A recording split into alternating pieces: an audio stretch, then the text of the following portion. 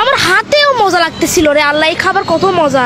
এই খাবার না যখন আমি প্রথমবার খাইছিলাম আমার জিহ্বার ফ্লেভার গুলা বার্স্ট হয়েছিল আমার জিহ্বার ভেতর, কত ভালো লাগছিল।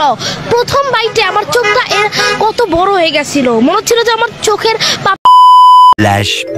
গাইস আমার কি জানি একটা হয়ে গেছে, মরার মুখে একদমই রুচি নেই, মানে কয়েকদিন ধরে আমি কিছুই খাইতে পারতাছি না। মানে আমার মুখে সব সময় রুচি একদম ভরপুর থাকে, মানে হঠাৎ করে কি হয়ে গেল কিছুই বুঝতাছি না। তাই মুখে রুচি আনানোর জন্য মাকে বললাম যে এমন কিছু একটা বানাও যেটা খেলে আমার মুখে রুচি চলে আসবে। তো গতকাল রাতে মাকে বলেছিলাম এই কথা, তো সকালে ঘুম থেকে উঠে দেখি মা বানানো শুরু করে দিয়েছে আমার মুখে রুচির খাবার। আর এই খাবারটা যে এত মজা, যে একবার খেয়েছে সেই বলতে পারবে। তো রান্নার শুরুতে গরম তেলের মধ্যে পেঁয়াজ দিয়ে দিল। আর এই খাবারের মেন উপকরণই হচ্ছে পেঁয়াজ এবং চাপা শুটকি। আর হ্যাঁ গাইস, আজকে আমার মা আমার জন্য চাপা শুটকিটা একটু ভিন্নভাবে রান্না করে দেবে। আর এই চাপা শুটকি এভাবে খেতে যে কি পরিমাণে মজা, যে একবার খেয়েছে সে বলতে পারবে। তো পেঁয়াজ এবং চাপা শুটকি দেওয়ার পর এবার হালকা নাড়াচাড়া দিয়ে এখানে কিছু রসুন দিয়ে দেবে। আর এই রসুন দেওয়ার ফলে এই খাবারটা আরো বেশি স্বাদ লাগে। তো এবার কিছু এখানে আদা রসুন বাটা দিয়ে দেবে। আর এই আদা রসুন বাটা দেওয়ার পর এখানে স্বাদ মতো কিছু লবণ দিয়ে দিতে হবে। আর এই লবণটা একদম পরিমাণ মতো দিতে হবে, পরিমাণের থেকে বেশি হয়ে গেলে খাবারটা ভালো লাগবে না খেতে। তো পরিমাণ মতো লবণ দেওয়ার পর এবার পরিমাণ মতো পানি দিতে হবে।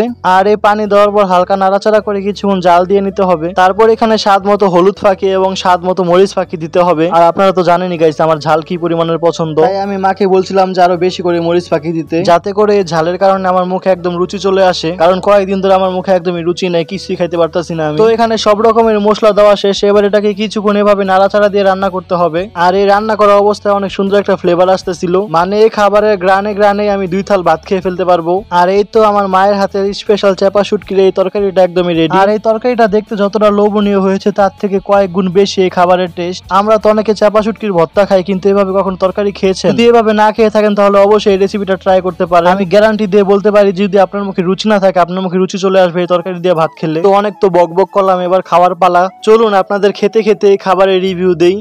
তো যদি সকালের খাবারের আইটেমে যদি এরকম এক বাটি চাপা শুটকি তরকারি এবং 1 থাল গরম ভাত থাকে, তাহলে আমার মনে হয় না যে আর কোনো খাবারের প্রয়োজন আছে। এরকম এক বাটি তরকারি দিয়ে আমি 2-3 প্লেট ভাত অনায়াসে খেয়ে ফেলতে পারবো। তো আমি বিসমিল্লাহ বলে খাওয়া শুরু করে দিলাম গাইস। আর এই তরকারিটা দেখতে যতটা লোভনীয়, খেতে তার থেকে বেশি মজা। আপনারা হয়তো এই তরকারির কালারটা দেখে বুঝে গেছেন যে কি পরিমাণে মজা হবে। আর যখন আমি এই খাবারটা প্রথম মুখে দিলাম তখন আমার প্রথম রিয়াকশনটা ঠিক এরকম ছিল, আমার হাতেও মজা লাগতেছিল রে আল্লাহ, এই খাবার কত মজা। এই খাবার না যখন আমি প্রথমবার খাইছিলাম আমার জিহ্বার ফ্লেভার গুলা বার্স্ট হয়েছিল আমার জিহ্বার ভেতর, কত ভালো লাগছিল। প্রথম বাইটে আমার চোখটা কত বড় হয়ে গেছিল, মনে হচ্ছিল যে আমার চোখের পাপড়ি হলো আরো বড় হয়ে যাচ্ছিল, কত মজা ছিল এই খাবার। হলো সবচেয়ে মজার খাবার এই পৃথিবীতে আমি খাইছি। আমি আমার বাবার সার্জারির জন্য ইন্ডিয়াতে গেছিলাম, আর ইন্ডিয়াতে এরকম খাবারও আমি পাইনি।